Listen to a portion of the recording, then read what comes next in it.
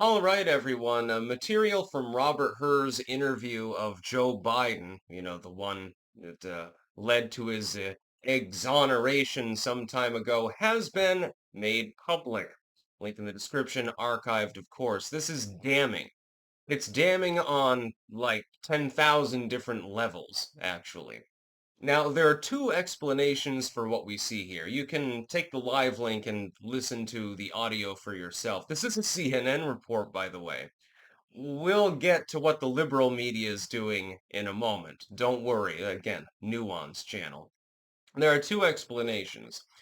Number one, Joe Biden was fried and didn't really know what year it was, where he was, probably his own name and stuff like that. So the dementia hypothesis.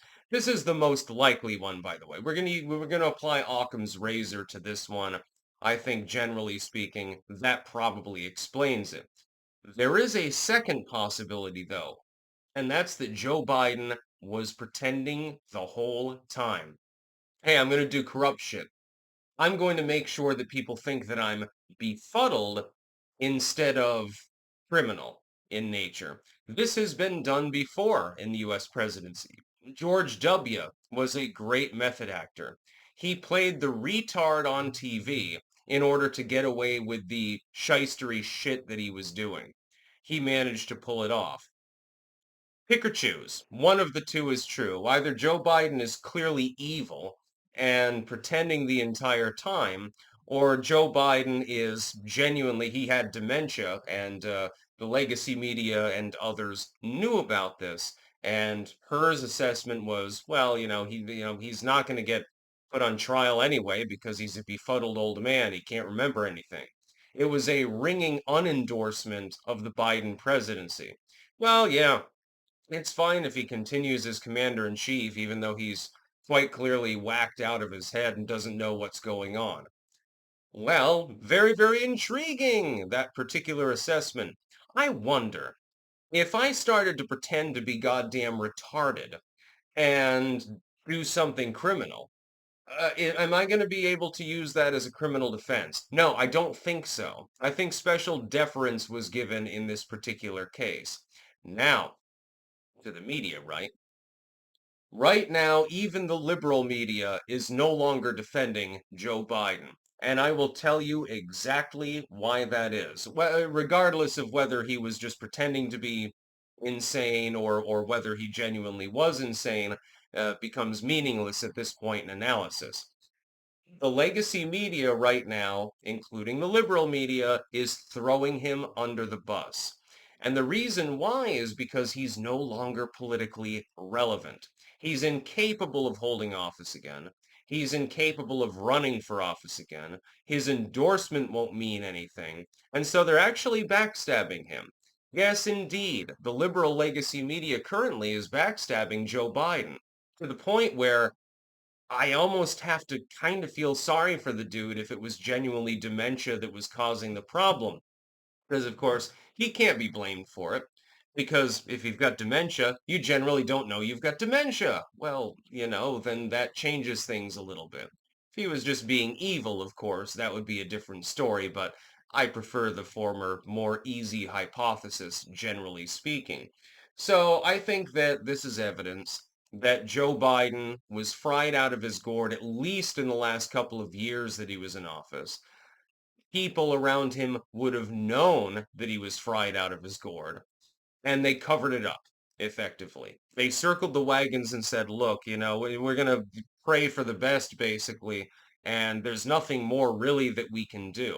And it wasn't until his disastrous debate performance where Trump genuinely at times seemed confused about what Joe Biden was even saying. It seems like at that point, and only at that point, did they withdraw partially and say, I don't know that this is defensible anymore. The rest of the Democratic Party, of course, followed suit. He was pressured by allegedly Nancy Pelosi, Chuck Schumer, and others to stand down. And now they're also trying to blame him for Kamala Harris's loss. I analyzed that the other day. And it's not his fault that Kamala lost. It's fucking Kamala's fault mainly, because she was a shit candidate. Nobody liked her. Even the Democrats don't like her. Even the Biden goddamn administration didn't like her. They still gave her hundreds of millions of dollars towards her campaign war chest, but it seems that they didn't get along particularly well. I can imagine why. I have a feeling Jill Biden was instrumental in that one. She's definitely a stand by her man sort of woman. Beyond that, though, really, those are the only two explanations for what we're hearing here. Joe Biden was fried out, and everyone knew he was fried out. They had to have because they would have been interacting with him. I like the cope. We'll get to that in a second. Or he was pretending. Now, as for the copium, and it's being huffed in potentially lethal quantities at the moment by certain liberals.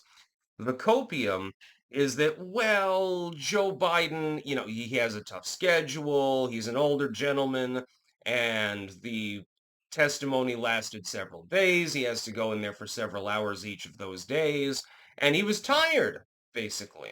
So if he doesn't remember the year of his own son's death or the year in which he was elected, that's perfectly explainable. No, it's not.